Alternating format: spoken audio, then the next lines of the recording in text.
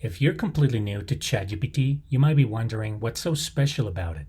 Why not just continue using Google to find information? Well, the difference lies in the way the information is presented to you. Google, as a search engine, only offers you a set of links to websites that contain relevant information. ChatGPT not only finds the information, but it can process it and transform it for your needs. And it can also engage in natural language conversation with you. Let's take a look at an example. Define acrophobia and give me an example using a dog. Use less than 20 words. You can probably go to Google and find the definition of acrophobia with a few examples, but to find exactly an example that uses a dog that is less than 20 words is very unlikely. And that's exactly what you can accomplish with ChatGPT. You can get very specific responses with very specific parameters.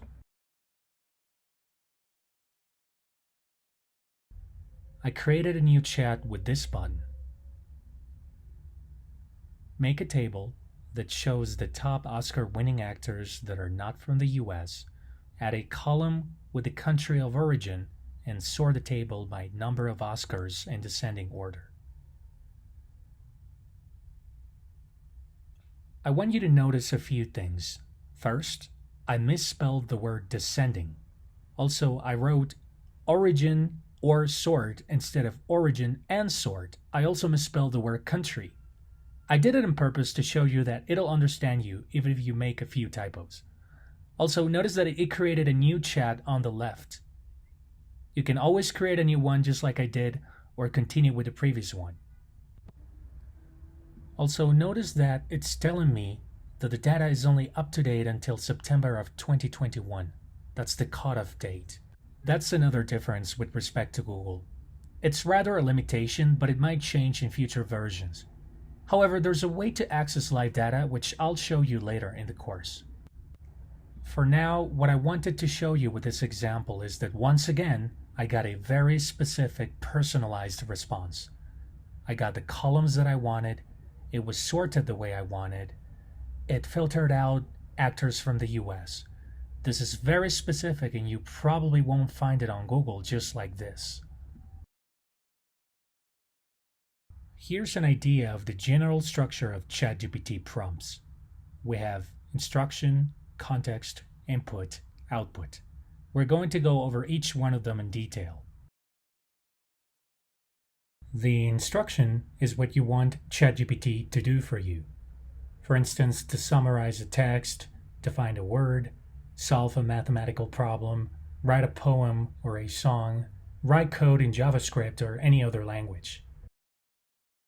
The context is a set of restrictions that you want to add to your prompt. They could be about time, space, or the role you want ChatGPT to take on. For instance, act as a judge, or pretend you're an astrophysicist, or you're in a French castle in the 11th century, and so on. The input is the data or information that you want ChatGPT to process for you. It could be the text that you want to summarize. It could be examples of what you want to do so it understands it better. It could be a math problem, or names, references, nouns, or it could be a portion of code that you want it to analyze, and so on. And finally, the output is the format you want the information to be presented to you. It could be in the form of a table, bullet points, a list, or even code. Or you could set restrictions about the amount of letters or words, and so on. In this example, we're using all of the elements on the list. Act as an art history expert would be the context. Compare and contrast would be the instruction. The Last Supper by Leonardo da Vinci and La Guernica by Pablo Picasso would be the input you're providing, and show the comparison using bullet points would be the output. You don't necessarily have to include all these elements when you write a prompt, but the more details you add, the better the output will be. Let's go over this structure with a few examples. Why is the sky blue?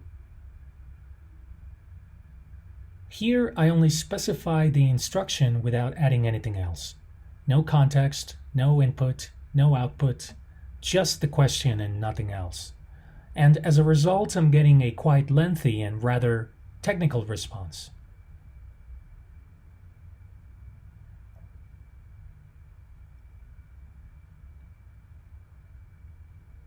Now let's try something else. Why is the sky blue in less than 10 words? Here I'm specifying the instruction and also the output. I want the output to be less than 10 words, and as you can see, I got a very short response. Now let's try something else. Pretend that I'm an 8-year-old child. Explain why the sky is blue. So here I have the instruction, and I also have the context, which is I'm an 8-year-old child. And now I'm getting a response with the appropriate words for an 8-year-old child to understand. Let's go with the next one. Tell me 3 things that I can prepare with the following ingredients: eggs, flour, milk, sugar, butter, and salt. Here I'm specifying the instruction, also the output, which is 3 things, not more or less, and I'm also specifying the input, which is the list of ingredients that I want to use in the recipes.